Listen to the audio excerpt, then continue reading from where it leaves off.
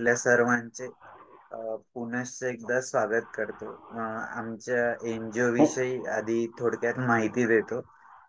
त्यानंतर आपण आजच्या या कार्यक्रमाला सुरुवात करूया. आमचं एनजीओ गेले 11 वर्ष झाले महाराष्ट्रातल्या विविध क्षेत्रात ऑनलाईन आणि ऑफलाईन दोन्ही माध्यमातून काम करतात. आमचं मुख्य भर हा पर्यावरण, शिक्षण, ग्रामीण विकास, महिला सबलीकरण या पद्धतीने आम्ही काम करतो. आणि यासोबतच आमचं जे मुख्य तत्व आहे महात्मा गांधीजींचं खेड्याकडे चला आणि अ, रामकृष्ण परमहंस आणि स्वामी विवेकानंदांचं शिवभावे जीवसेवा या तत्वाने आमचं एनजीओ काम करतं. आणि गेल्या 10-11 वर्षात आम्हाला जी संधी मिळते समाजासाठी काम करायची, त्याबद्दल निश्चितच आम्हाला अभिमान आहे. आमच्या एनजीओची एक छोटीशी व्हिडिओ क्लिप मी इथं शेअर करतो.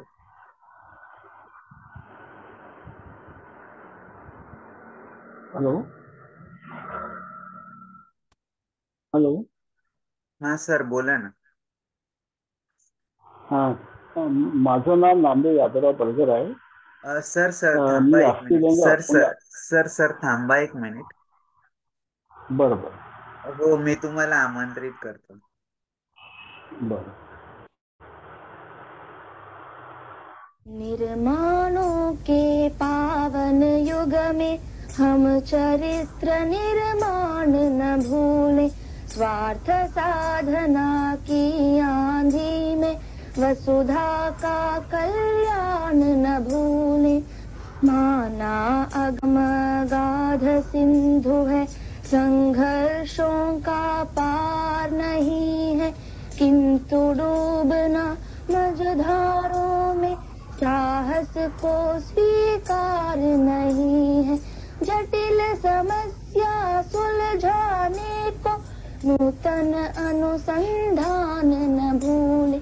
निर्माणों के पावन युग में हम चरित्र निर्माण न भूले, स्वार्थ साधना की आंधी में वसुधा का कल्याण न भूले।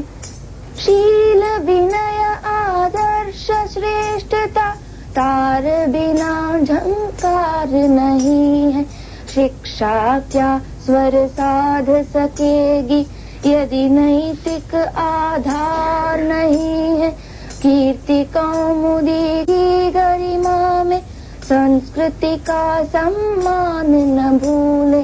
निर्माणों के पावन युग में हम चरित्र निर्माण न भूले, स्वार्थ साधना की आंधी में वसुधा का कल्याण न भूले। आविष्कारों की कृतियों में यदि मानव का प्यार नहीं है, सुजनहीन विज्ञान व्यर्थ है। कोरोना काळात जेव्हा आमच्या फिजिकल ऍक्टिव्हिटी हॅलो. बंद होत्या, तर सर एक 2 मिनिट ना. माझा आवाज नाही येते का? हां, पण येऊन मी राहिला आवाज, येऊन राहिला. हा मी तुम्हाला सांग. आवाज येतो तुमचा. हो हो, एक 2 मिनिट इंट्रोडक्शन देऊन मग आपण सुरू करूया. बरं बरं. ठीक आहे. अं, आमचं एनजीओचं जेव्हा कोरोना काळात फिजिकल ऍक्टिव्हिटी बंद होते, आम्ही ऑनलाईन वेबिनार सिरीज राबवली की ज्याच्यात आम्ही महाराष्ट्रातील विविध अच्छा. क्षेत्रातील लोकांना आमंत्रित केलं. अगदी स्पर्धा परीक्षापासून तर शेती उद्योगापर्यंत, मोबाईल टीव्ही स्क्रीनचं नियमावली की ते कसे वापरले पाहिजे इथपासून तर आपले राष्ट्रीय पुरुष छत्रपती शिवाजी महाराज, डॉक्टर बाबासाहेब आंबेडकर, भगवान गौतम बुद्ध अशांच्या चरित्रावर पण आम्ही वेबिनारचे आयोजन केले. आणि संपूर्ण महाराष्ट्रातून खूप चांगला प्रतिसाद आम्हाला मिळाला. आज आपण ज्या वेबिनार साठी जमलो आहोत, संवाद सारखी, त्याविषयी थोडक्यात सांगतो. मग आपण पुढे जाऊया. संवाद सारथी व्याख्यानमाला सुरू करायच्या आधी आम्ही महाराष्ट्रातील बऱ्याच तज्ञांना भेटलो आणि चर्चा केली की असं काय उपक्रम सुरू करता येईल की ज्याच्यात आपण अं, जे पण स्पेशलाइज किंवा दिव्यांग व्यक्ती आहे त्यांना त्यांच्यासाठी नवीन काहीतरी योजना सुरू करू शकतो. तर म्हणून आम्ही जेव्हा चर्चा केली खूप साऱ्या लोकांशी, तर असं ठरवलं की संवाद सारथी व्याख्यानमाला सुरू करावी. अ, यातच आहे की संवाद म्हणजे चर्चा करणं आणि सारथी म्हणजे जो प्रत्येकात दडलेला आहे. आता जे स्पेशलाइज किंवा दिव्यांग व्यक्ती यांना त्यांच्या जीवनात रोजच खूप मोठा संघर्ष असतो. ते जेव्हा जीवन जगत असतात, तो जीवन जगताना त्यांच्यात असलेल्या उणिवा शोधून काढून त्यावर ते मात करत असतात आणि फक्त मात नाही करत, तर त्यांच्यात सोबत जी लोक आहेत त्यांच्याशी स्पर्धा करून कधी कधी त्यांच्या बरोबर किंवा त्यांच्या पुढेही जाण्याचा प्रयत्न करतात. आपल्या लाईफ मध्ये बॅलन्सिंग करण्याचा प्रयत्न करतात. त्यांचा जो हा संघर्ष आहे, त्यांची जी जीवन कहाणी आहे, ती शेअर करण्यासाठी, त्यांच्याकडून जाणून घेण्यासाठी, त्यांच्याकडून ऐकण्यासाठी, त्यांच्याकडून शिकण्यासाठी आम्ही या प्लॅटफॉर्मची निर्मिती केली. आणि निश्चितच आम्हाला संपूर्ण महाराष्ट्रातून खूप चांगला प्रतिसाद अ, या अभियानासाठी मिळतोय. आणि हे सगळं करत असताना आमच्या पाठीशी उभ्या राहणाऱ्या भावनाताई विस्पुते असतील, संवाद सारथीचे वेगवेगळे महानुभाव की जे आतापर्यंत इथे येऊन गेले, त्या सर्वांबद्दलच आम्हाला खूप नवीन नवीन गोष्टी त्यांच्याकडून शिकायला मिळाल्या, ऐकायला मिळाल्या. आणि प्रत्येकाचं युनिकनेस आहे की त्यातनं त्यांची जी काय मास्टर ब्लास्टरी त्यांच्या फील्डमध्ये, तर ती खूपच प्रेरणादायी आहे. मी जास्त वेळ न घेता आजचे आपले वक्ते नामदेवरावजी यांचा परिचय करून देण्यासाठी डॉक्टर अनिता मॅडमला विनंती करतो. Doctor Anita madam. धन्यवाद सर. नमस्कार. संकल्प नमस्कार. फाउंडेशन नामनेर आयोजित संवाद सारथी या वेब संवाद सत्रातील पुष्प 81 आज गुंफले जात आहे. संवाद सारथी या वेब संवाद सत्रातील 81 पुष्प गुंफण्यासाठी आपल्या अपंगत्वावर मात करत सामाजिक क्षेत्रात आपले वेगळे स्थान निर्माण करणारे नागपूर येथील ज्येष्ठ अपंग समाजसेवक माननीय नामदेवराव दादासाहेब उर्फ दादासाहेब यादवराव बलगर आपणास लाभलेले आहेत. सरांचा थोडक्यात परिचय. सरांचं तसं पाहिलं गेलं तर सरांचा परिचय थोडक्यात देणं अं, शक्यच नाहीये आहे. पण मग थोडस मी त्यांच्याबद्दल माहिती सांगते की सरांनी आजपर्यंत जे आजी माजी उपमुख्यमंत्री आहेत, मुख्यमंत्री आहेत, सामाजिक न्याय मंत्री आहेत, शहर मंत्री आहेत, विकास मंत्री आहेत, कल्याण मंत्री आहेत, अल्पसंख्याक विकास मंत्री, स्लम विकास मंत्री, बांधकाम मंत्री इत्यादी जे कॅबिनेट मंत्री असो, राज्यमंत्री असो, यांना सरांनी प्रत्यक्षात भेटून अपंगांच्या समस्यांविषयी लेखी मागण्यांचे निवेदन सरांनी दिलेले आहे. खूप मोठं कार्य कर्तृत्व आहे सरांचं. तसेच सरांनी याशिवाय खूप मोठे मोठे सरांनी कार्य केलेले आहेत. बेरोजगार अपंगांना गाळा देणे, जागा मिळवून देणे अशी एक ना अनेक कार्य सरांनी केलेली आहेत.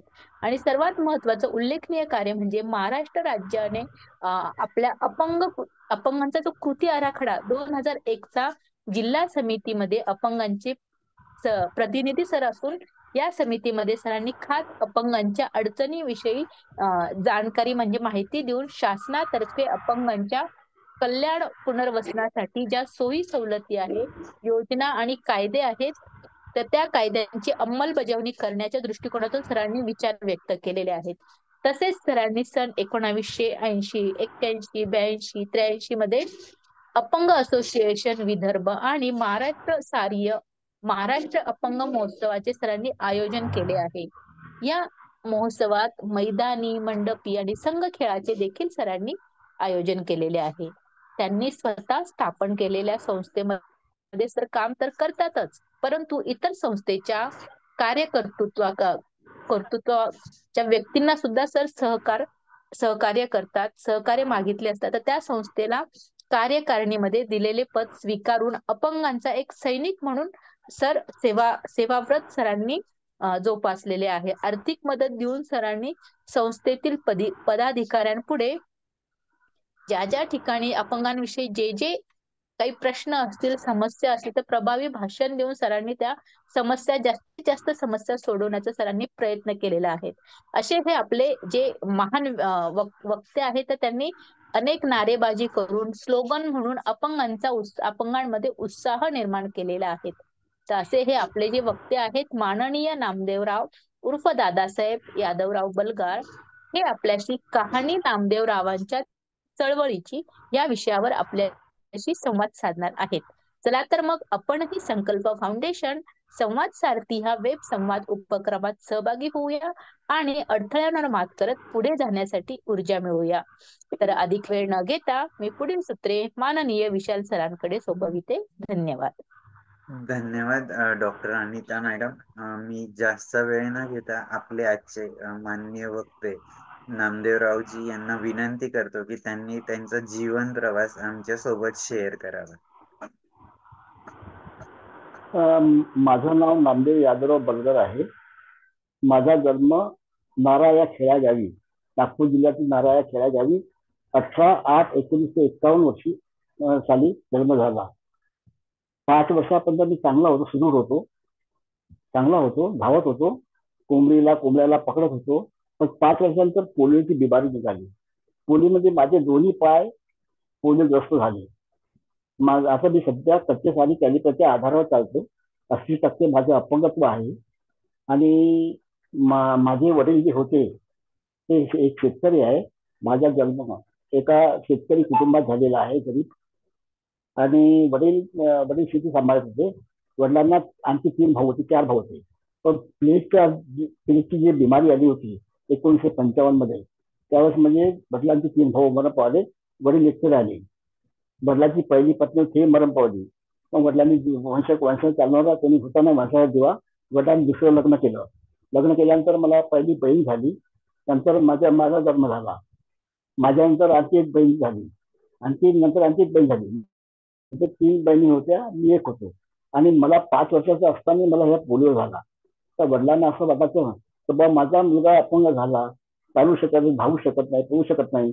आणि पहिली मुलगी 2 आणखी मुली झालेल्या आहेत, वंशाचा दिवा कसा चालेल. तर इतकी बिमारी माझी वाढली होती तर मी बसू शकत नसो.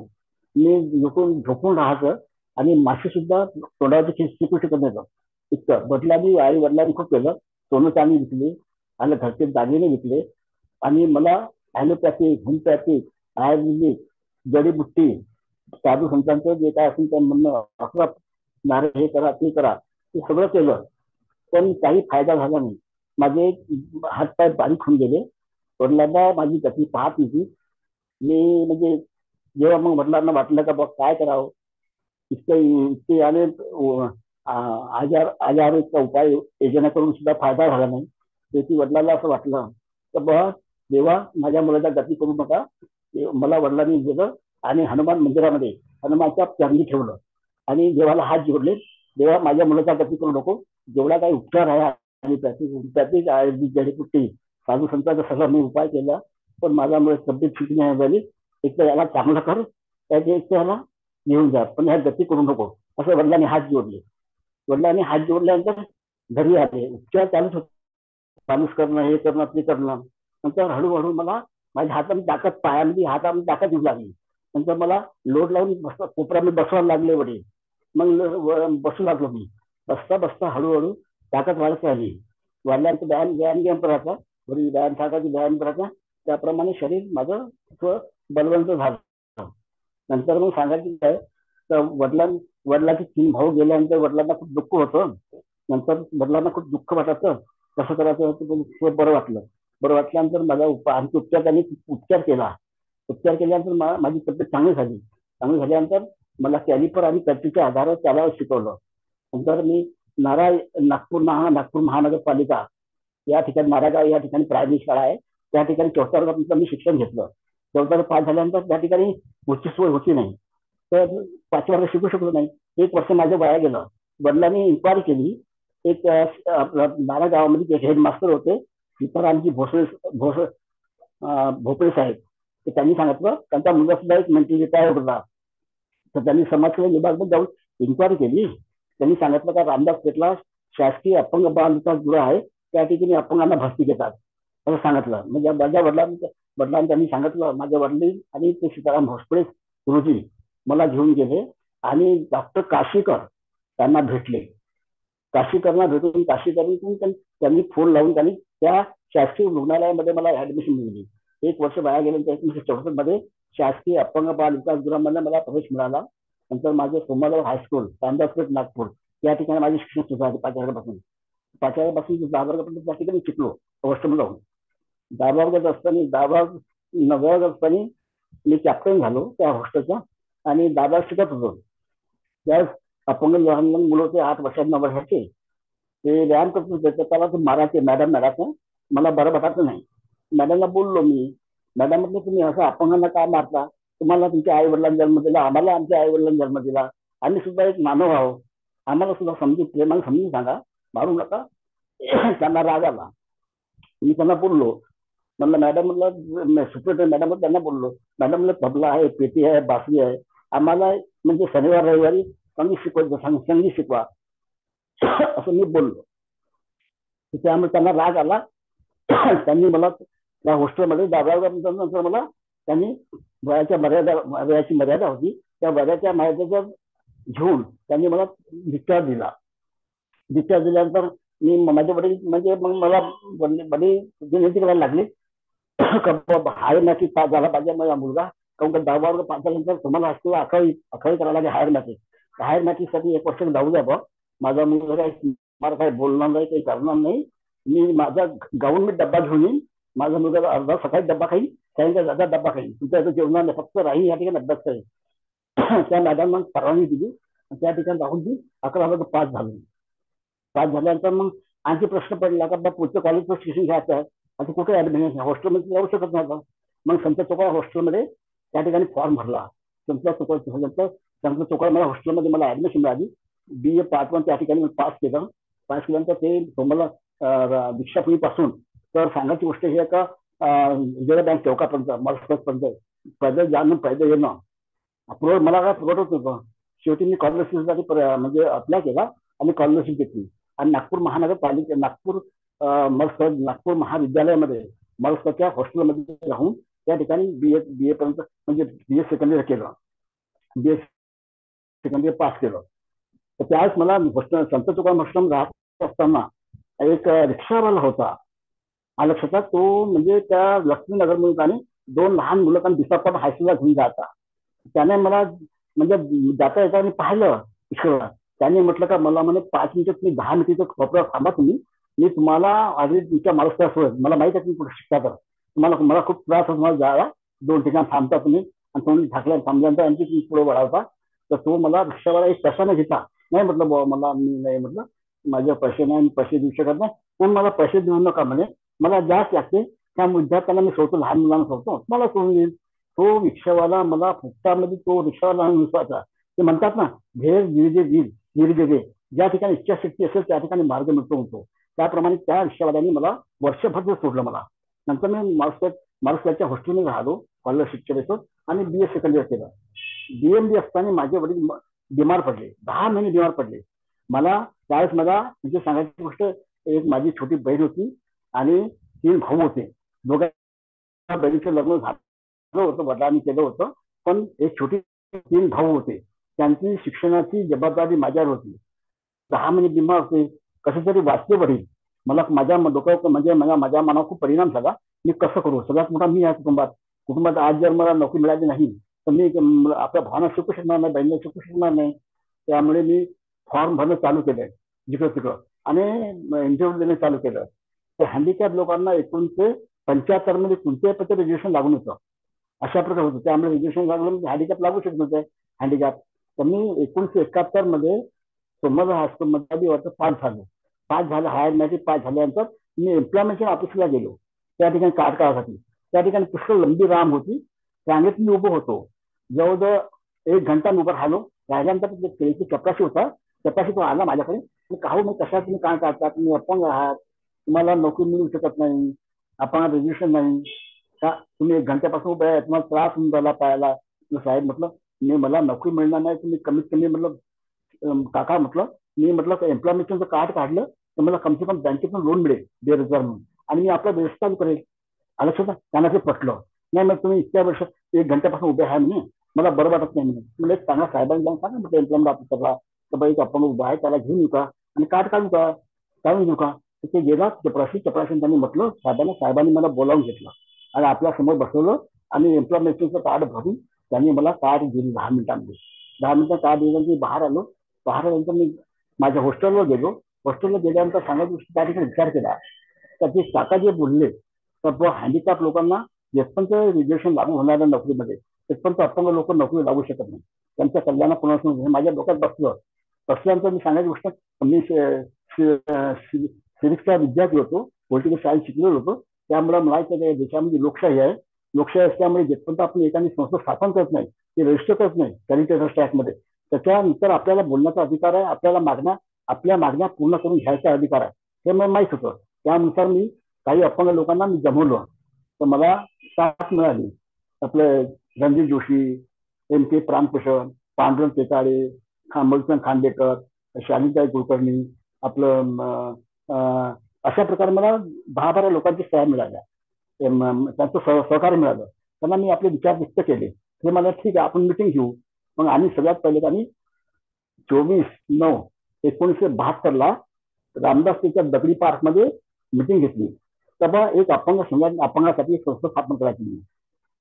त्या मिटिंगमध्ये 16 लोक होते अपंग लोक. त्यांच्या ऑलरेडी मिनिस्ट म्हणजे अपंग आश्रममध्ये रजिस्टर संस्था आहे. तर मिनिस्ट मध्ये ऑलरेडी सगळ्या 16 लोकांची नाव आलेले आहे. माझं सुद्धा नाव आहे. तर पहिली मिटिंग आम्ही घेतली 24/9/1972.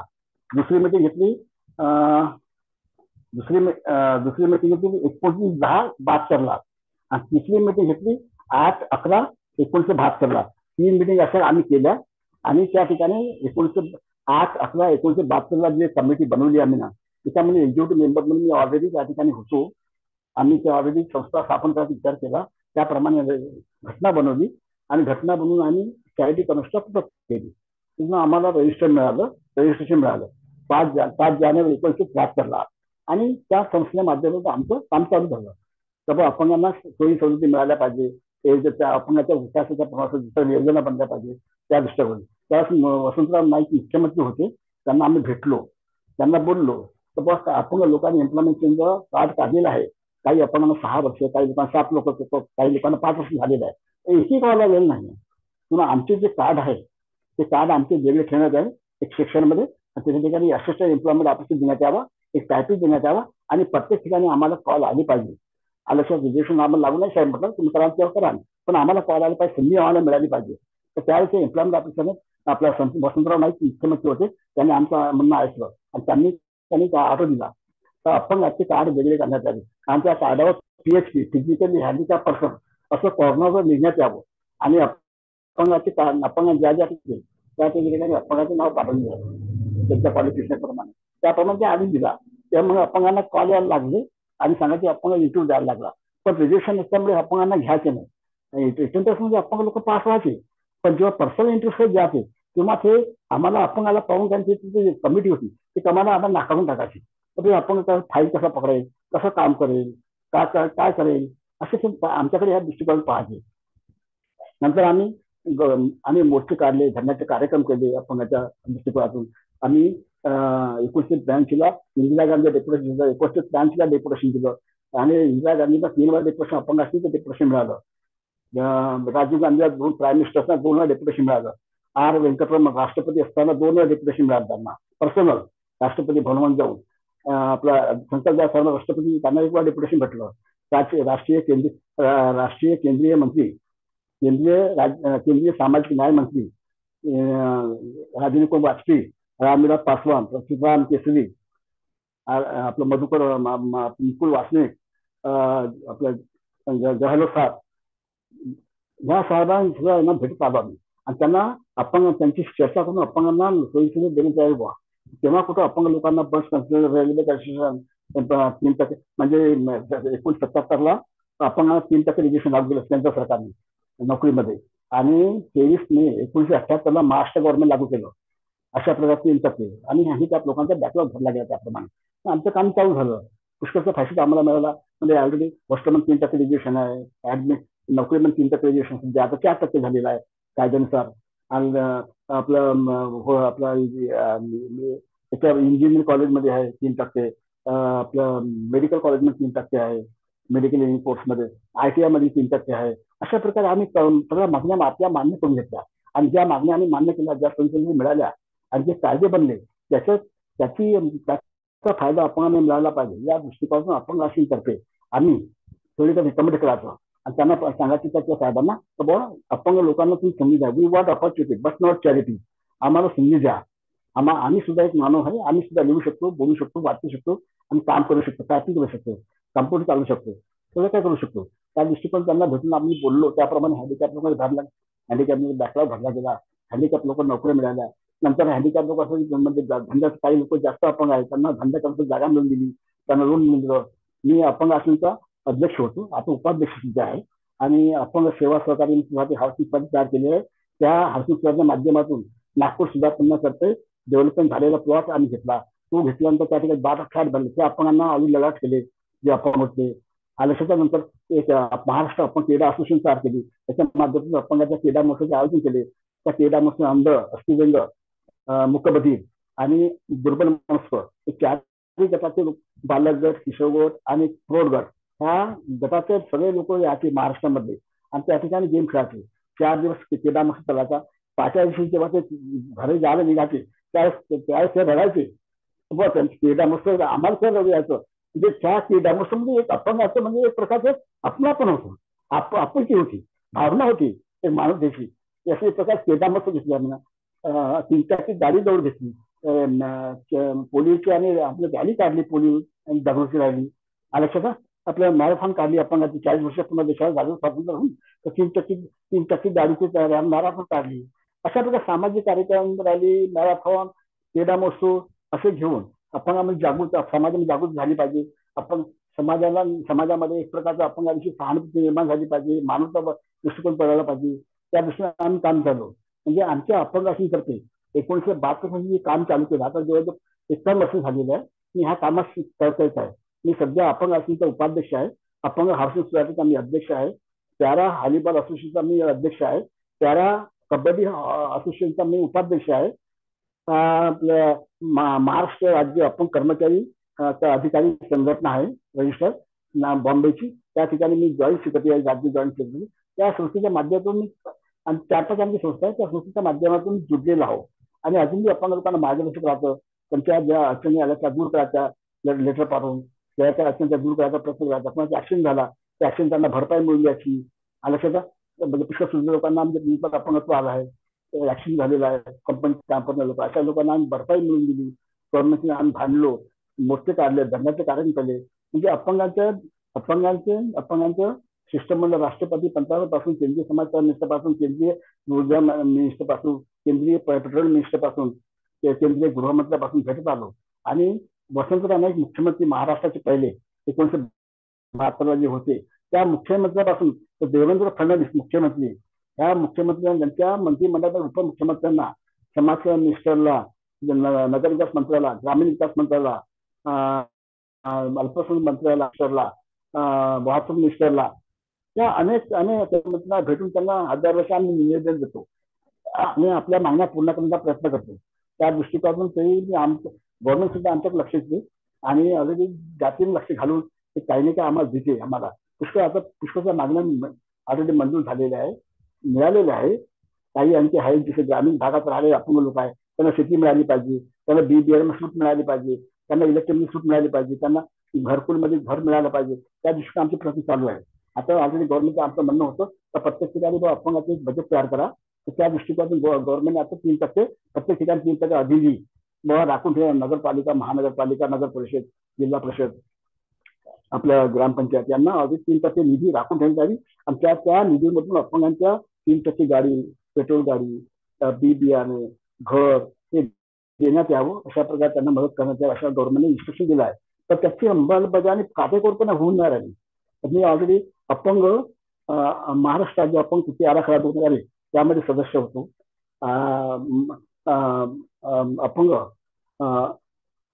अपंग कायदा 1995 त्या समिती सुद्धा मी अध्यक्ष होतो.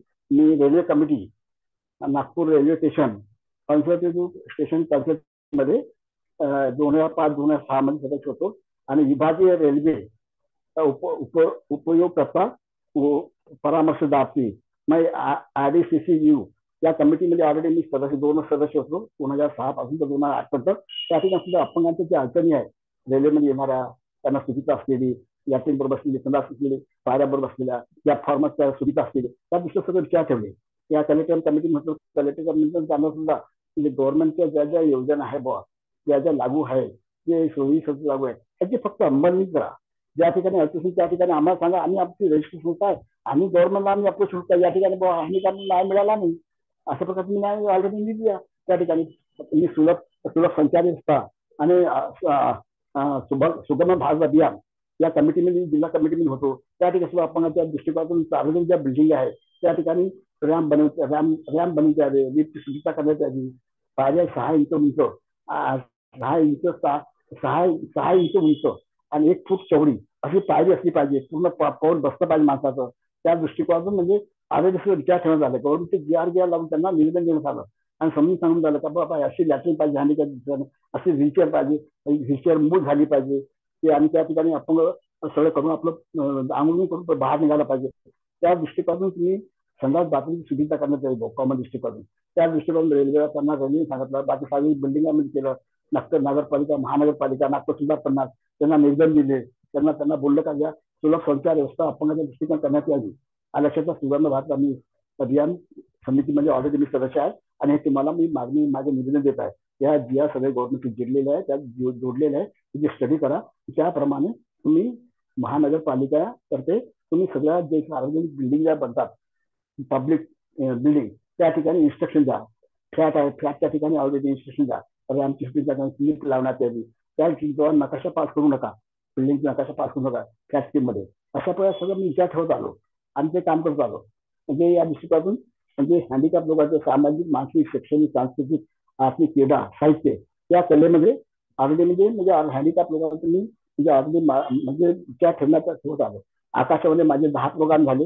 आकाशामध्ये सुद्धा मी नागपूर आकाशामध्ये मी अपंगाच्या दृष्टिकोनातून काय काय हवं, काय काय सोयी सवलती आहे, ते कशा प्रकारे त्या उपयोग केला पाहिजे हे मी आपले विचार व्यक्त करत आलो. दूरदर्शनला माझे 3 प्रोग्राम झाले आणि त्या ठिकाणी सुद्धा विचार आपले व्यक्त केले. पेपरद्वारा सुद्धा मी अपंग लोकांना काय काय पाहिजे हे सुद्धा म्हणजे स्टेटमेंट दिलं पेपरला. सगळं स्टेटमेंट माझे स्टेटमेंट ऑलरेडी माझ्याकडे पडलेले आहे. सगळं वृत्तपत्र कधी माझ्याकडे पडलेले आहे. सगळे काही इंदिरा गांधी भेटलो, राजीव गांधी भेटलो, राजनाथ भेटलो, राष्ट्रपती. कारण का पाणी वरतून फिरकवलं तर खाली शुद्ध पाणी तयार होते. वरतं जर लागू झालं केंद्र सरकार लागू केलं तर ऑटोमॅटिक सगळ्या राज्यांना ते लागू होते. ते आमच्या लक्षात होतं सगळं. आम्ही सगळं एज्युकेटेड क्वालिफाईड लोक होतो, कार्यकर्ता होतो, त्यामुळे आम्ही सगळं हे करत होतो. तर आम्ही डायरेक्ट जाऊन दिल्लीला जाऊन भेटत होतो, त्यांना परमिशन मागत होतो. परमिशन मागून त्याप्रमाणे त्यांना प्रत्यक्ष बोलून त्यांना आम्ही सांगतो. राजीव गांधीला इथपर्यंत मी बोललो होतो. राजीव गांधी 1985 राष्ट्रपती पंतप्रधान होते राजीव गांधी. त्यांना म्हटलं का बा अपंग लोकांना लोकशाही घटनेमध्ये विशेष स्थान देण्यात यावे. अपंग हा एक अविभाज्य घटक असतो समाजाचा, एक विशेष बाब त्यांना स्वीकारत यावं आणि लोकशाहीमध्ये अपंगांना विशेष स्थान देण्यात यावं. तो राजीव गांधी मला म्हणाले तो बस ये कैसा होगा, इसके लिए अमेंडमेंट करना पड़ेगा। बोले ना, बोले साहब करना पड़ेगा, लोकशाही घटना बोला परिवर्तनशील है। बोला आप वो आने कहने का मतलब घटने के अंदर हैंडीकैप लोगों के बारे में आने कहने का मतलब परिवर्तन करो और विशेष स्थान दो और हमको और हैंडीकैप को केंद्रीय बिंदु मानकर यानी हैंडीकैप को केंद्रीय बिंदु गवर्नमेंट की जो योजना है, जो सुविधा है लागू करते, उसको अपनों को ध्यान रखते बनाओ, योजना स्कीम बनाओ, वैसी कानून बनाओ वैसे। अब उस हैंडीकैप का सर्वेक्षण होना चाहिए। इस दृष्टिकोण से आप करो बोला साहब। बोला आपके बहुमत है आपका गवर्नमेंट के अंदर, आप ये करो, आप कर सकते। बोला अमेंड करना जरूरी है। बोला क्योंकि हैंडीकैप आने कहने का ये देश में नहीं पूरे वर्ल्ड में हर देश में हैंडीकैप है। बोला हैंडीकैप को केंद्रीय बिंदु मानते आपने योजना बनाई तो सभी को फायदा होगा, अच्छे लोगों को फायदा होगा, हैंडीकैप को फायदा होगा। इस दृष्टिकोण से आने कहने का आप कुछ करो। बोला ऐसा उनको मैंने बोला, वो बोले हाँ बरोबर ये कर सकते। बोले उन्होंने बोला मेरे को आई खाली का उन्होंने आश्रम दिया था।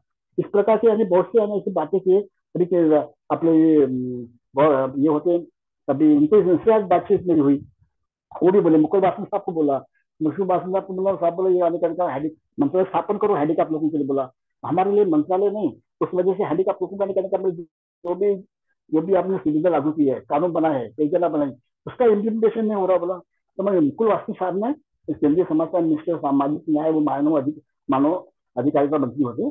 तो उस दृष्टिकोण से उन्होंने कहा नहीं, एक सेक्शन अलग निकाला हैंडीकैप लोगों का, और कहने का मतलब वहां पे एक दो सेक्रेटरी और बाकी कहने का स्टॉप दिया, और वहां पे अल्लाह करस्पॉन्डेंट चालू किया। फिर बाद में उनको और मिला, मैं बोले आपका किया, बोले मैंने, प्लस साथ मैंने आपने शिक्षण किया यार, हमको मंत्रालय चाहिए, बोला अलग मंत्रालय चाहिए। वहां पे आने करने का मतलब हैंडीकैप मंत्री रहेगा, और हैंडीकैप आने करने का मतलब मंत्री आएगा, या शेड्यूल का शेड्यूल टाइप का है, शेड्यूल टाइप के मंत्री रहते, एससी मंत्री यानी जो शेड्यूल का आदिवासी मंत्री है, यानी कहने का मतलब ये जो सैनिक मंत्री, ऐसे जो है सेक्शन है, बोला ऐसा सेक्शन है नहीं, मंत्रालय स्थापन करो, बोला इस दृष्टिकोण से करेंगे तो हमको न्याय मिलेगा, तो अन्यथा कुछ मिलेगा नहीं, बोला थावरचंद गहलोत साहब थे, उनको मिला मैं, उनको 2 बार मिलने के बाद उनको समझाया, वो बोले करता हूँ बोले, लेकिन उन्होंने किया नहीं अभी तक। सिर्फ महाराष्ट्र गवर्नमेंट अभी एकनाथ शिंदे ने, जो अपने बच्चे बहु कड़ू है, उन्होंने जो बहुत आग्रह धरा और हैंडीकैप पे जो काम कर रहे हो, उन्होंने आने करने का वो जो डिमांड है वो रेस किया, तब कहीं आने करने का अभी महाराष्ट्र गवर्नमेंट ने अपंग मंत्रालय स्थापना अलग किया है।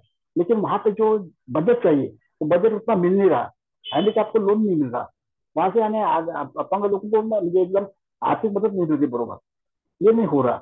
इस दृष्टि का आर्टिफिशियल लिम्स है, 3 साल के बाद कैलिपर बदलना पड़ता है, व्हील चेयर बदलना पड़ता है, अपने ये अपना आर्टिफिशियल लिम्ब नहीं क्या, लकड़ी का पैर, वो बदलना पड़ता है, तो बदलना जरूरी है।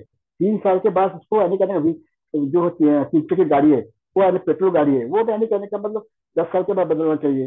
इस दृष्टिकोण से आने करने गवर्नमेंट को हम ये बहुत सी डिमांड देते रहते करते थे।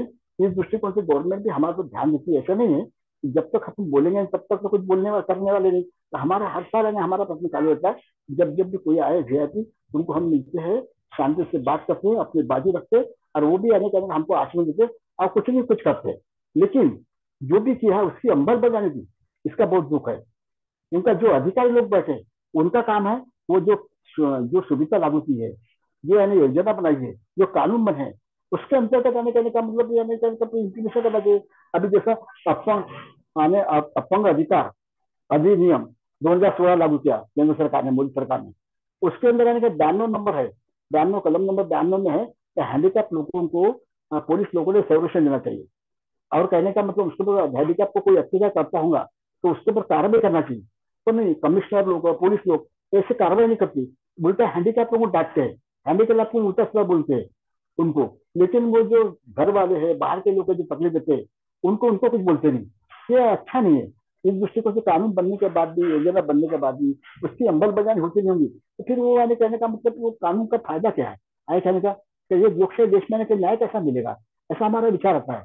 इस दृष्टिकोण से गवर्नमेंट ने बिल्कुल किसी हाथ में हर 3 महीने के बाद क्वार्टरली प्रोग्रेस कितना हुआ, ये सुविधा के बारे में, ये योजना के बारे में कितना इम्प्लीमेंटेशन हुआ, इसकी आढावा उसमें लेना चाहिए, त्यांनी आढावा घ्यायला पाहिजे। तर 3 महिन्यानंतर किती अंमलबजावणी झाली बघ, याची आढावा घेणं, जर म्हणजे रिजर्वेशन लागू केलं तर रिजर्वेशन किती झाली अंमलबजावणी, प्रमोशन अपंग हँडिकॅप लोकांना किती दिलं गेलं, अपंग जागा किती, अपंग देशात जागा किती दिली, लोन किती दिलं गेलं, घर किती, अपंग किती लोकांना माळ्याचं घर मिळालं, त्या लोकांना त्या लोकांची म्हणजे ऑलरेडी आढावा घेतला तर हँडिकॅप लोकांना न्याय मिळेल। येतपर्यंत गव्हर्नमेंट ज्या निष्ठेशी संबंधित आहे, जी आर निघालेले आहे, त्या निष्ठेने जर यांनी आढावा घेतला त्या मुख्य अधिकाऱ्याकडून तर त्याची अंमलबजावणी होईल, ते घेतले जात नाही। कमीत कमी 6 महिने तरी घ्यायला पाहिजे आढावा, 6 महिने तरी किती अंमलबजावणी इसके बारे में हमको जानकारी भेजो, तो ऑटोमेटिक बरोबर ढूंढना चालू करेंगे। इस दृष्टिकोण से हम काम करेंगे। तो मेरा ऐसा कहना है कि वो गवर्नमेंट किया, अच्छा किया, सब कुछ किया, फिर उसकी अंमलबजावनी बहुत जरूरी है। अंमलबजावनी होती नहीं, इसकी वजह से हैंडीकैप को बेनिफिट मिलता नहीं। इसलिए मैं चाहता हूँ कि वो हैंडीकैप लोगों को ध्यान देना चाहिए। हैंडीकैप सीधा एक देश का नागरिक है, और मेरा ये कहना है कि हैंडीकैप, जैसे महात्मा गांधी ने कहा था, कब देश की प्रगति करना है तो ग्रामीण भाग को केंद्रीय बिंदु मानकर आपने योजना बनाई और कब चालू किया तो पूरा देश का विकास होगा। उसी प्रकार गवर्नमेंट की जो भी योजना बनती है वो अपंग लोगों को ध्यान में रखते हुए, उसको केंद्रीय बिंदु मानते हुए योजना बनी तो उसका पूरे समाज को न्याय मिलेगा। इस दृष्टिकोण से होना चाहिए, ऐसा मेरा कहना है। मेरा ये कहना है कि ये मान लीजिए सोशल एनिमल, मनुष्य सामाजिक प्राणी है, अपंग ये समाज का अविभाज्य घटक है। अपंग की प्रगति होना बहुत जरूरी है, अपंग की प्रगति देश की प्रगति है। उस दृष्टिकोण से हमको सिर्फ सहानुभूति नहीं, हमको सिर्फ सहानुभूति नहीं चाहिए, हमको आने उसके बाद भरी सहकार चाहिए, भरी सहकार, कंस्ट्रक्टिव कंस्ट्रक्टिव कोऑपरेशन चाहिए। तब कई हैंडीकैप लोगों को हमारे बारे में समाज के अंदर देखने का दृष्टिकोण बदलना चाहिए हमारे बारे में, और हमको आने अपॉर्चुनिटी मिलना चाहिए। अपॉर्चुनिटी मिली तो हम माने अपने अपने जीवन में कामयाब हो सकते हैं। तो मेरा ऐसा कहना है गवर्नमेंट, केंद्र सरकार को और राज्य सरकार को, तो हैंडीकैप लोगों को आत्मनिर्भर बनाने के लिए ऐसी योजना बनाओ और ऐसे कानून बनाओ तो देने करके अधिकारी लोग इसका अमल बना करे, और घर तक यानी अधिकारी लोग, उनसे संबंधित जो भी अधिकारी है वो घर तक पहुंचे, घर में आके जो हैंडीकैप को क्या तकलीफ है, क्या नहीं है, क्या चाहिए, क्या नहीं, क्या आप क्या कर सकते, क्या नहीं कर सकते, आपका अपंगत्व तो कैसा है, क्या करने की आपकी इच्छा है, आप कर सकेंगे, आपकी कैपेसिटी क्या है, तो सब देखते हुए उनके दृष्टिकोण से उनको व्यवसाय करना है, नौकरी करना है, कहीं एक अंदर कुछ करना है, उस दृष्टिकोण से उनको सहकार्य करना चाहिए, उनको लोन लेना चाहिए।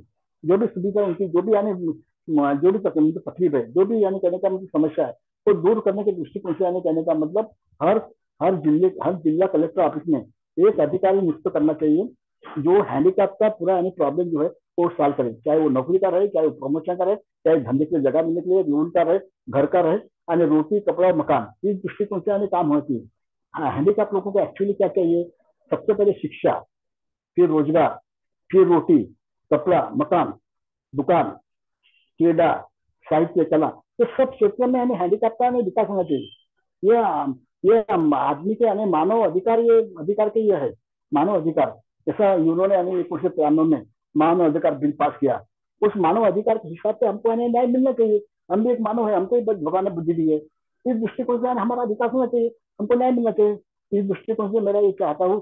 तो मैंने फिर आने जाने का मतलब, फिर मैंने प्रयत्न किया, फिर मैंने नागपुर महानगर पालिका में नौकरी लगा करके, और वहां पे रहते हुए एलिजिबिलिटी परीक्षा पास किया मैंने। फिर मैंने क्या, मेरे को 2 प्रमोशन मिले, एचजीसी करके मैं 34 साल 7 महीने ड्यूटी किया नागपुर महानगर पालिका में, और 58 वर्षीय गवर्नमेंट के नियमानुसार 98 में रिटायर हुआ। रिटायर होने की समस्या चालू थी, मैंने हैंडीकैप के मोर्चा निकाला, धरने कार्यक्रम करना, डेपुटेशन लेना, केड़ा मसूल लेना, ये सब एक्टिविटी चालू थी, करता था। क्योंकि 8 घंटे नौकरी, 8 घंटे के बाद भी जो भी समस्या है, मैंने उसमें से अपनी 4-5 घंटे अपने हैंडीकैप को दिया, तो मेरे जीवन को मेरे को समाधान मिला। मैंने कहने का मतलब माई सेल्फ हैंडीकैप, मैं खुद अपंग हूँ, इसलिए मैं चाहता हूँ कि मैं जो है स्वावलंबी बना, बाकी समाज भी स्वावलंबी बनना चाहिए, क्योंकि हमको भगवान ने बुद्धि दी है।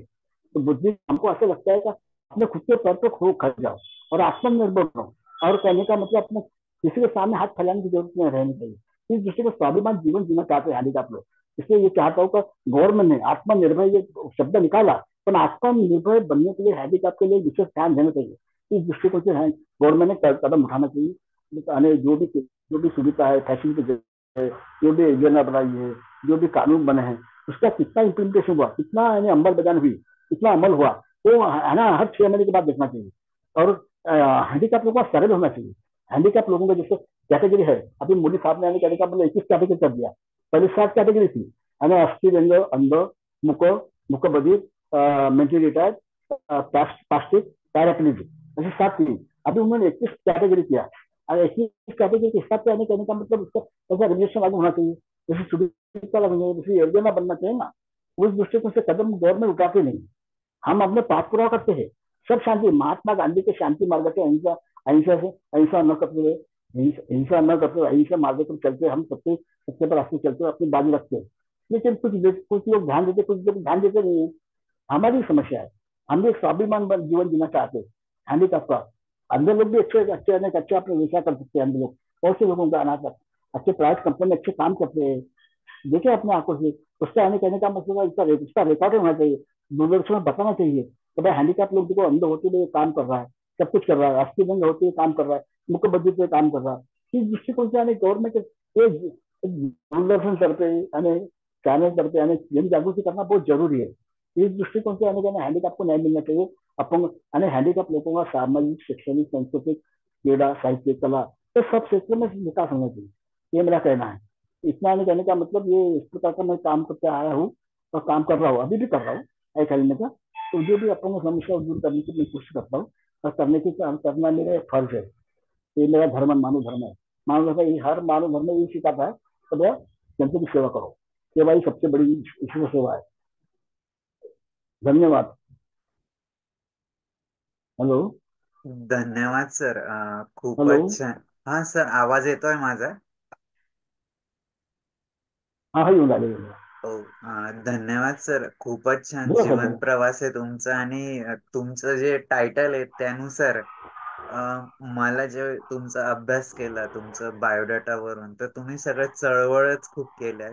आणि अगदी त्याला साजेसच टायटल काहीतरी द्यावं म्हणून ते टायटल निवडलं. आणि खरोखर आज तुमच्याकडून कळलं की तुम्ही किती लढा दिलाय, अगदी बालपणापासून. म्हणजे अगदी तुम्ही कॉलेजला, सॉरी, शाळेत हॉस्टेलला होते तिथपासून तर आतापर्यंत सगळे लढे देत आहेत आणि या प्रत्येक चळवळीत भाग घेत आहेत.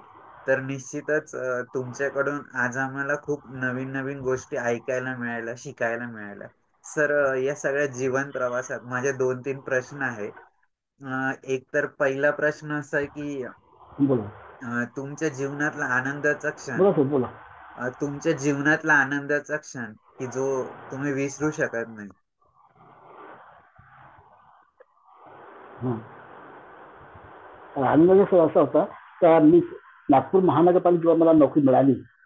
आलं लक्षात ना, तो मला खूप आनंद होता. तर बुवा मला नोकरी मिळाली आहे, मी आपल्या तिघा भावांचं आणि एक बहिणीचं शिक्षण करू शकतो, पालनपोषण करू शकतो, मला मदत करू शकतो, या दृष्टिकोनाचा आनंद संपला. आणि आनंद असं म्हणजे पुष्कळ हँडिकॅप लोकांना नोकऱ्या लावून दिल्या ना, धंद्याच्या जागा मिळून दिली, लोन मिळून दिलं, घर 12 फ्लॅट बांधले की अपंगांना लागतील, ते सगळं काम करत आलो. त्याच्यात मला समाधान मिळालं. हाच माझा आनंद आहे. मानव सेवा हेच माझा आनंद आहे. ह्या सेवा माझ्या हातून घडली. हे देवाला मी म्हणजे अगदी मी धन्यवाद देत आहे देवाला, तर तुम्ही माझ्या हातून ही सेवा घडून दिली, मला संगीत प्राप्त करून दिली. आणि एका ग्रामीण भागातून शहरामध्ये येऊन शिक्षण घेऊन आणि संस्था उघडून एक चांगलं काम माझ्या हातून घडून दिलं, याबद्दल देवा तुझे मी धन्यवाद देत आहे. अशा प्रकारे माझ्या हात जिथपर्यंत जिवंत आहे तिथपर्यंत माझ्या हातून सेवा व्हावी अशी माझी इच्छा आहे. सर, अगदी त्याच्या जसं आनंदाचा क्षण तुम्ही सांगितला की तुम्ही खूप समाधानी आहात, तर अगदी त्याच्या विरुद्ध की असे काही क्षण आले असतील ना की ज्याने तुम्हाला खूप वेदना झाल्या असतील, ते विसरू शकत नाही, खूप दुःख झालं असेल. फक्त मला असं काही दुःख झालं का बा एक हँडिकॅप लोकांना कॉल यायचे नाही. म्हणजे हँडिकॅप लोकांचे जे काही गव्हर्नमेंटचे ते गोष्ट होतं, म्हणजे शासकीय आपण बाजू त्या ठिकाणी आपण हँडिकॅपना जे एक सहानुभूती मिळाली पाहिजे, एक आपणापण मिळालं पाहिजे, एक आपुलकी मिळाली पाहिजे, ती मिळायला हवी. त्या दृष्टिकोनातून मला दुःख व्हायचं तर ती मिळत नाही बुवा त्या दृष्टिकोनातून. असं माझं मला अनुभव आलेला आहे दुःखाचा.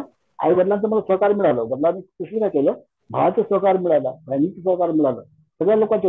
आता मी मला एक मुलगा एक मुलगी आहे, मुलीचं लग्न झालं, मला नाती नाही आहे, मला नाती सुद्धा आहे. आणि लक्षात मला यावर्षी लग्न चालू आहे, त्यांचं सुद्धा लग्न करायचं आहे. अशा प्रकारे मला 2 अपत्य आहे आणि त्याप्रमाणे जीवन जगत आहे. माझी पत्नी सुदृढ आहे, ती ती सुदृढ आहे, अपंग मी अपंग आहे, दोन्ही पायाने पोळी झाली. माझी पत्नी सुदृढ आहे आणि ती चांगली आहे, पूर्ण घर सांभाळते आणि तिला मला पुष्कळ साथ दिला. तिच्या साथीने तिच्या हिमतीमुळे आणि तिला साथ दिल्यामुळे तेव्हा मी काम करू शकतो. कारण का पत्नीशिवाय कोणती कोणाही मनुष्य पत्नीच्या सहकार्य असल्याशिवाय यशस्वी होऊ शकत नाही. तिथे ऑलरेडी मित्र आहे, ते खरं आहे, खरी गोष्ट आहे. घरच्या पत्नीचं जर सहकार्य मिळालं तर मनुष्य पूर्ण जीवन सफल होऊ शकतो, मनुष्याचं जीवन. ही खरी गोष्ट आहे. त्या दृष्टिकोनातून माझ्या पत्नीने मला जे सहकार्य केलं, माझ्या मुलीनं, माझ्या मुलांनी, माझ्या भावानी, माझ्या बहिणीने मला जे सहकार्य, वडिलांनी सहकार्य केलं, आलक्षात हिंमत दिली, हिंमत वाढवली, हे म्हणजे खूपच चांगले क्षण आहे. आता सुद्धा म्हणजे ऑलरेडी मी चांगला सुखी आनंदी आहे. आणि मला माझे जे मित्र आहेत त्यांचे सुद्धा मला खूप सहकार्य आहे. ते सुद्धा माझ्यासोबत खांद्याला खांदून लढतात. ते सुद्धा नारेबाजी करून, भाषण देऊन, व्यक्त करून, बाजी ठेवून ते लढतात. हे मला इथं आनंद होत आहे. खूपच छान सर. सर, एक अजून प्रश्न आहे मनात की ह्या सगळ्या जीवन प्रवासात तुम्हाला एवढं एनर्जी, ऊर्जा आणि ह्या सगळ्या चळवळी का करावी याची प्रेरणा कुठून मिळाली, त्याबद्दल पण सांगा ना. प्रेरणा म्हणजे मला जे अनुभव आले त्या हॉस्टेलमध्ये राहताना, जो अन्य हँडिकॅप लोकांचा अन्य झाला का नाही, एक रात्री मला रात्री माझी झोप उघडली. लगीन आलो नंतर मला झोप आली नाही. तिच्या केल्यामुळे अपंगाचं जीवन काय असं बुवा, अपंगांना न्याय मिळाला पाहिजे, अपंगांना स्वाभिमानी जीवन जगता आलं पाहिजे. त्या दृष्टिकोनातून काहीतरी आपण केलं पाहिजे बुवा, हे माझ्या मी जागृती झाली. इम्प्लॉयमेंटमध्ये गेलो त्या ठिकाणी अनुभव आला. हॉस्टेलमध्ये होतो त्या ठिकाणी आम्हाला हॉस्टेलमध्ये ऍडमिशन दाखल केलं संत हॉस्टेलमध्ये. तर त्या ठिकाणी विभागीय समाजचे अधिकारी होते. त्यांनी म्हटलं का बा अपंग लोकांना संत तुकाराम हॉस्टेलमध्ये ऍडमिशन देत नाही.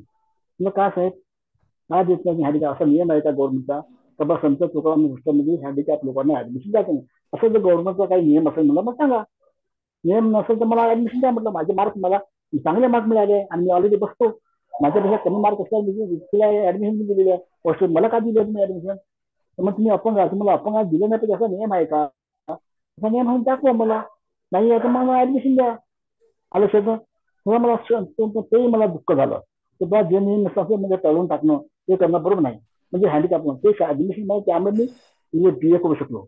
म्हणजे बी ए शिकायला शिकू शकलो. म्हणजे एल करू शकलो. नोकरी लागली मला आणि चांगल्या प्रकारे सेवा करू शकलो आणि सगळं चांगल्या प्रकारे करू शकलो. पण समजा हॉस्टेलमध्ये ऍडमिशन झाली नसती तर मला त्रास झाला असता. तुम्हाला कुठेतरी रूम घ्यायला लागली केल्याची 2 टाइममध्ये डबा बदला मी आणला असता. अर्धा सकाळी खाल्ला अर्धा सायंकाळी खाल्ला अभ्यास करायला लागला असता. ते केलं असतं नाही. असं काही बिघडलं नाही. मग ते किंवा जी इच्छाशक्ती सुद्धा मूर्ती इच्छाशक्ती सुद्धा काहीच होऊ शकत नाही. इतक्या मानवाच्या मनामध्ये इच्छाशक्ती असेल सर्व काय करू शकतो. जर इच्छाशक्तीने काही करू शकत नाही. हे मी आपण हेच सांगतो तर तुम्ही तुमच्यामध्ये तुमचं जे अपंगत्व आहे ते अपंगत्व लक्षात घ्या आणि तुम्ही काय करू शकता तुम्ही ठरवा. तुम्हाला मार्गदर्शन माझं काम आहे. सहकार्य करणं माझं काम आहे. पण शेवटी तुम्हाला व्यवसाय करायचा तर तो व्यवसाय तुमचा चालेल त्या ठिकाणी चालेल का तो व्यवसाय किती पैसे मिळेल तिथं हे द्या तिथं प्रोजेक्ट बनवणं तुम्हाला आवश्यक आहे. त्याप्रमाणे तुम्ही तुमची ताकद काय आहे तुमचं सामर्थ्य काय हे तुम्ही पहा. त्याप्रमाणे बेस्ट करतात मला मी लोन मिळतो बँकेतर्फे मला जागा मिळतो. पण तुम्हाला शेवटी तुम्हाला काम करायचं. अशा प्रकारे त्यांना हिंमत द्यायचं साथ द्यायचं त्यांच्या आई वडिलांना हिंमत द्यायचं साथ द्यायचं त्यांना आत्मविश्वास त्यांचा वाढायचा हे सगळं काम करत आलो. आणि ज्या त्यांना जे सोयी सवलती आणि योजना त्याचा लाभ घेण्यासाठी जे त्रास आला मध्ये अडचण आली ते स्टार्टिंग मध्ये लेटर देऊन दूर करण्यात आले पूर्ण आणि सगळं काम करत आलो. हॅलो खूपच छान सर. निश्चितच तुमचा प्रवास ऐकवतच राहावा इतका खूप छान आहे. धन्यवाद पण धन्यवाद थँक्यू. हो आपल्यासोबत रणजित जोशी सर जोडलेत. मी सरांना विनंती करतो की हा त्यांनी जुडले त्यांनीच मला बोलावं. हो त्यांनीच मला सांगितलं तुमचं नाव. हो हो त्यांनी माझ्याकडे तुमच्याकडे दिलं आणि येस त्याप्रमाणे तुम्ही मला अगदी पहिले कॉन्टॅक्ट केला होता तर त्यावेळेस मी येस बरोबर तुमच्याशी जोडलो नाही. पण हो यावेळेस मी हो जोडलो याबद्दल धन्यवाद. येस तुमचा मी धन्यवाद करतो का तुम्ही मला संधी दिली आणि आपले विचार ठेवण्याची जे काही कर्म केलं आहे कार्य केलं आहे ते ठेवण्याची संधी दिली याबद्दल तुमचा मी सगळ्या लोकांचा धन्यवाद करतो. आणि अशाच प्रकारे बाकी लोक आणखी जे असेल त्यांना सुद्धा संधी देण्यात यावी आणि त्यांचं सुद्धा ऑलरेडी म्हणजे अंध अस्थिव्यंग मुकबधीर त्या लोकांची त्यांची जी टोणी त्याची जी भाषा असते मुकबधीरची त्यात त्यांचं सुद्धा इंटरव्ह्यू तुम्ही घ्यावा त्या दृष्टिकोनातून समाजासमोर दाखवावं. तुम्ही उत्तम काम करू राहिले. तुम्ही म्हणजे सगळ्यात शेवटचा माणूस या समाजामध्ये सगळ्यात शेवटचे जो टप्पा आहे जो अपंग त्याचं तुम्ही ऑलरेडी म्हणजे ऑलरेडी हँडिकॅप लोकांचं म्हणजे जे केलेलं आहे ते लोकांसमोर ठेवून राहिले हे सगळ्यात मोठं कार्य आहे. हे महान कार्य आहे. जेणेकरून समाजामध्ये जागृती होईल आणि अपंगांना न्याय मिळेल प्रोत्साहन मिळेल. तुम्ही जे काम करत आहे याबद्दल तुम्हाला मी मनापासून धन्यवाद देत आहे. खूप खूप धन्यवाद सर. निश्चितच तुमच्या सारख्यांची प्रेरणा आणि सपोर्ट मिळतो म्हणून हे सगळं कार्य व्यवस्थित चाललंय. रणजित जोशी सर तुम्हाला काही बोलायचंय तुम्ही अनम्यूट केलंय. हा रणजित जोशी सर बोला ना. याच्याबद्दल मी अच्छा काय बोलू. रणजित भाऊ रणजित भाऊ बोला ना. गंमत अशी आहे हा लहानपणापासूनचे आमचे हे आहे सोबती आणि सगळ्या गोष्टी हा माहित आहे. आता त्यांच्याबद्दल काय बोलायचं. एक फाउंडर हा हा आणि फायटर एवढंच म्हणता येईल याला. म्हणजे एवढंच सांगता येईल कारण की मला त्याचं पूर्ण हा बोलणंही ऐकता नाही आलं मला कारण की माझ्याकडे पाहुणे आले होते. बरं बरं. काय पण त्याचा साहेबांनी हे चांगला जर इंटरव्ह्यू घेतला आणि सविस्तर बोलणं आहे. चांगलं तुम्ही भाऊ तुम्ही चांगलं काम केलं आणि मला ते कनेक्ट केलं चांगलं काम केलं. त्यामुळे आता अपंग असून करता आपण जे काम केलं का नाही त्यांच्या लक्षात सगळं आलेलं आहे आणि आपण आज अजून करून राहिलो त्याबद्दल त्यांना अभिमान वाटत आहे. हॅलो हे असं आमचं काम आहे. हॅलो अनेक आमचे मित्र आहेत येस आणि सर हे येस सर. त्याच्यातले हे आमचे बालपणापासूनचे मित्र आहेत आणि आहे सगळं चालू आहे अनुसार काम एकत्र चालू आहे. आता सध्या ते घरी बसल्या त्यांची तब्येत ठीक नसल्यामुळे तरी म्हटलं चला बोलले, मला आनंद झाला. तो पहिले नाहीच म्हणाला तो वाटतं ना तुम्हाला, एकदा नाही म्हटलं होतं त्याने. हो हो. तो बोलला तर मला आनंद हा. झाला. बस त्याला धन्यवाद देतो त्याच्याकडे. खूप खूप धन्यवाद थँक्यू रणजित जोशी धन्यवाद. सर. हा. तुम्ही साहेबांनी आणि तुम्ही संधी दिली याबद्दल धन्यवाद तुमचे सुद्धा मी करतो. Yes. Ashok Bhanse sir, doctor Anita madam. बोला मॅडम.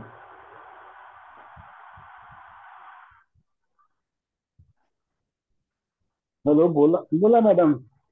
हा, ते अनम्यूट काय करताय. प्रश्न आहे तुमचे? अशोक भानसे सर, डॉक्टर अच्छा. अनिता मॅडम. हा, नमस्कार सर. हा, बोला बोला. नमस्कार मॅडम. सॉरी. मला असं विचारायचं वाटतंय सरांना की सर खूप वेगवेगळ्या चळवळीमध्ये ऍक्टिव्हेट आहेत सर. तर त्याबद्दल सरांचं सर्वात पहिल्यांदा अभिनंदन सर. आणि एवढं कार्य म्हणजे कसं केलं तुम्ही एकाच तुमच्या एवढ्या आईपर्यंतच्या जीवनामध्ये, म्हणजे खरंच खूप अप्रिशिएबल आहे तुमचं कार्य कर्तृत्व. आणि आम्ही तर म्हणजे काहीच नाही त्यापुढे, तुमच्या कार्यापुढे झिरो आहे. तर आम्ही जर सुरू करायचं असेल तर आम्ही कसे जोडले जाऊ, याबद्दल जरा मार्गदर्शन करा सर.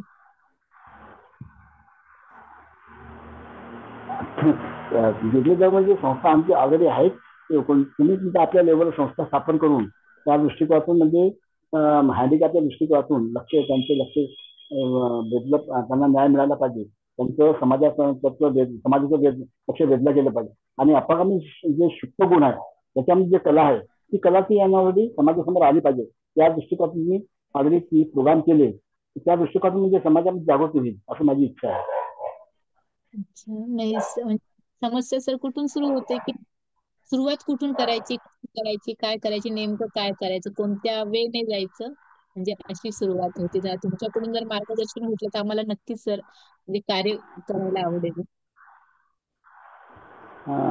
सुरुवात म्हणजे काय, तुम्ही एवढे एवढा मोठा प्रोग्राम करून राहिले आणि एवढं हे सर्वात मोठं महान कार्य आहे.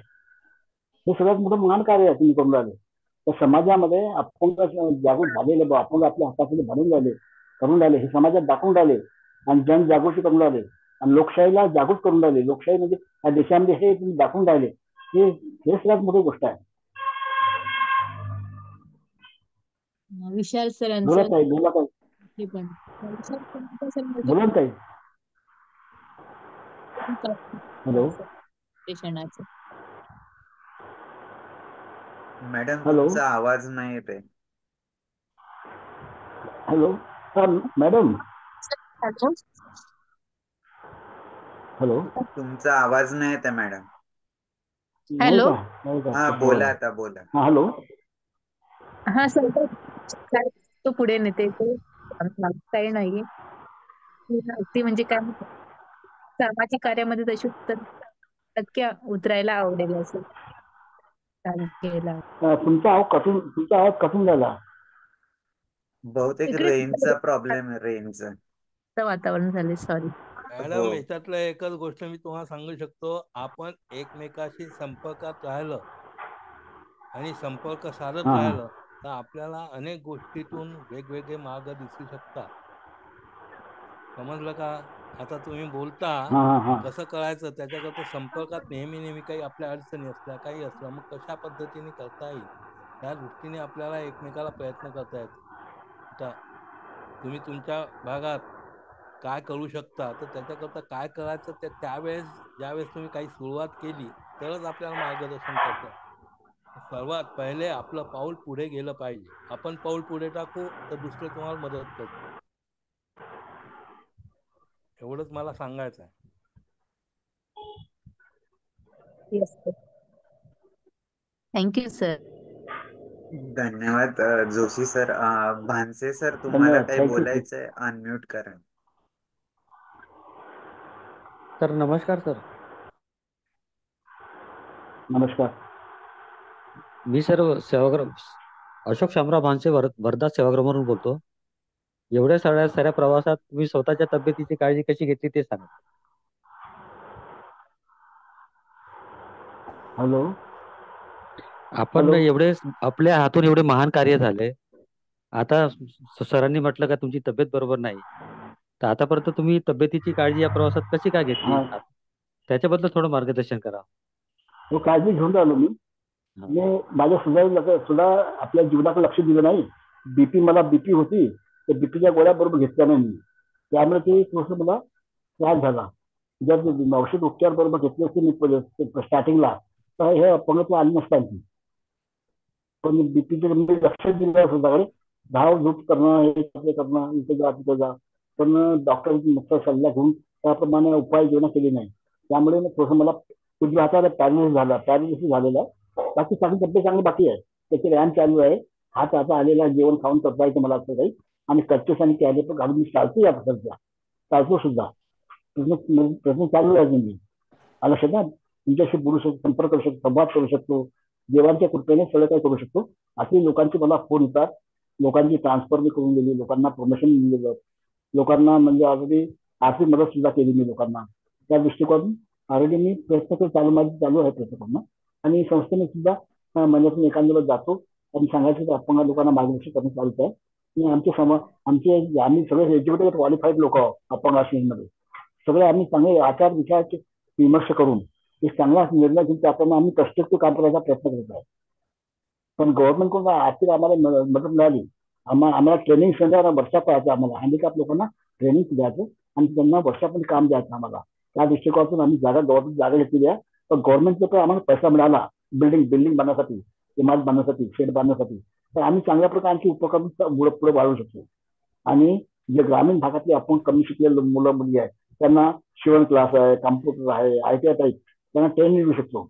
आणि सुद्धा म्हटलं त्यांना डिझायनर आहे, कपड्यावर डिझाईन करायचं, तयार करायचं. त्याप्रमाणे सगळं ट्रेनिंग आपण हँडिकॅप लोकांना रोजगार देऊ शकतो, त्यांना स्वावलंबी बनवू शकतो. आमचा असल्याचा हा प्रयत्न चालू आहे. पण गव्हर्नमेंटकडून आम्हाला आर्थिक मदत मिळून नाही राहिली. त्यामुळे थोडंसं आमचं काम थोडं कमी, म्हणजे कामाचा वेग कमी झालेला आहे. प्रयत्न आमचे चालू आहे. प्रयत्न केले तर आम्हाला यश मिळेल, आज नाही उद्या यश मिळेल.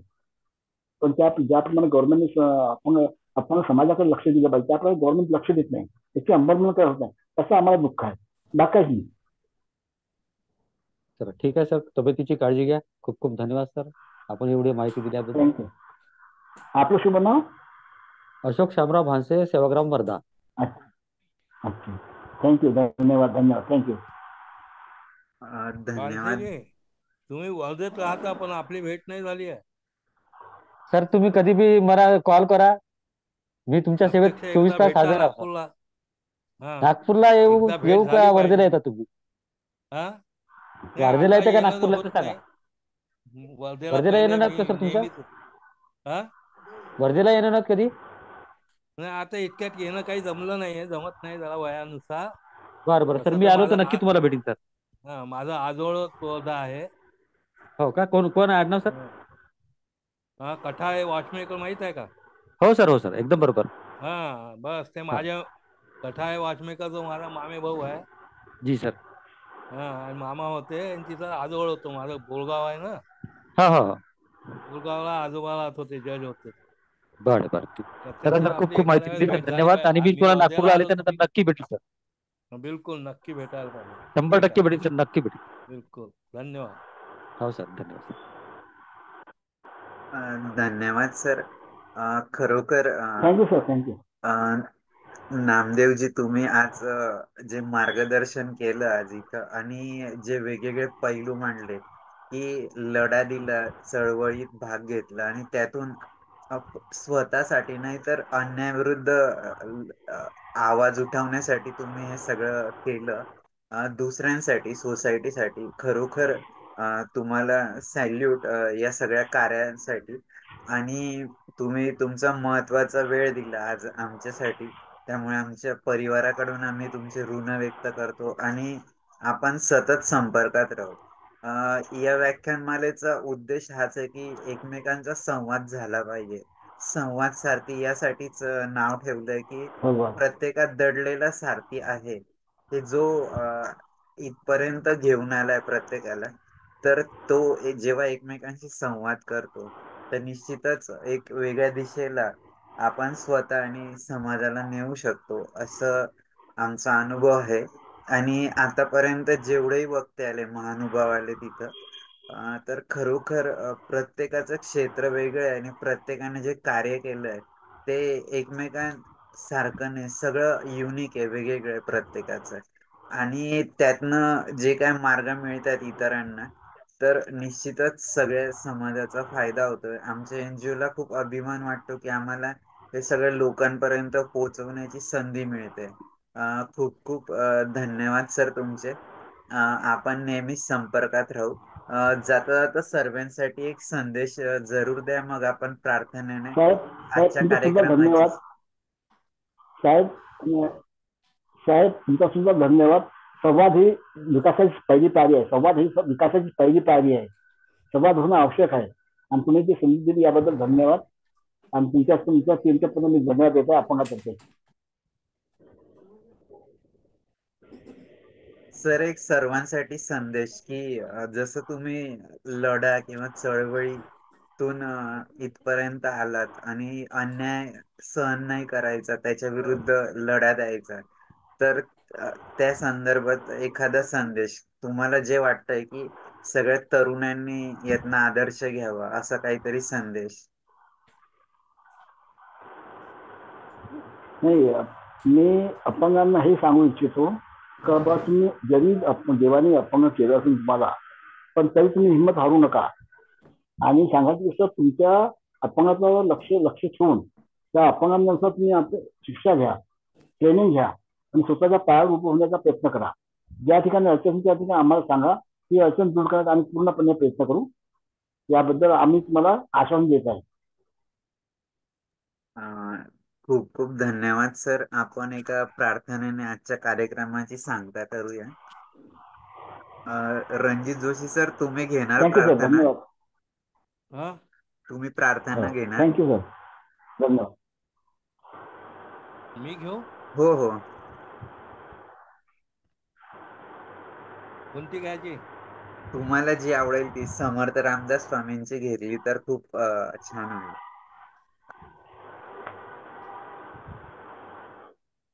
एक मिनिट.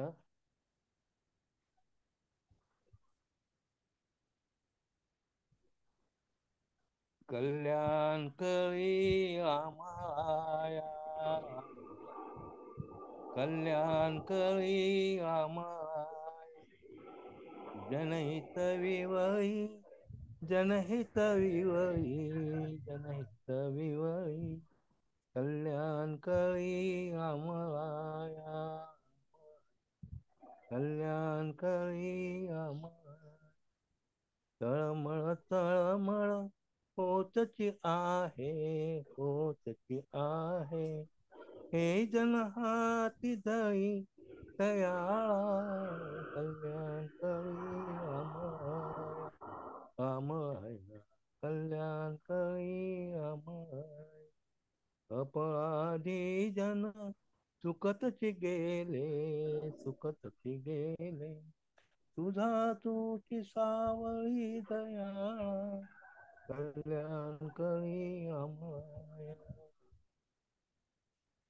कठीण त्यावळी कठीणची झाले, कठीणची झाले, आता न दिसे उळी दया, कल्याण करी आमाया, कामाया, कल्याण करी आमाया. कोठे जावे काय कळावे, काय कळावे, आळंबिली बोहळी दयाळा, कल्याण करी आमाया, कामाया, कल्याण करी आमाया. दास म्हणे मी केले पावलो, केले पावलो, दयेशी नाही सळी दयाळा, कल्याण करी आमाया, आमाया, कल्याण करी आमाया. जनहित विवळी, जनहित विवळी, जनहित विवळी, कल्याण करी आमाया. जय जय रघुवीर समर्थ. धन्यवाद रणजित जोशी सर, खूपच छान. थँक्यू, अ, धन्यवाद. आपण परत पुढच्या एपिसोडला भेटूया आणि निश्चितच प्रत्येक वेळेस एक नवीन उत्साहाने इथं नवीन नवीन गोष्टी शिकायला मिळतात आणि सगळ्यांचं सहकार्य मिळतंय. त्याबद्दल सर्वांना पुनश्च एकदा धन्यवाद देतो. आज आपण या कार्यक्रमाची सांगता करूया. धन्यवाद सगळ्यांना. धन्यवाद.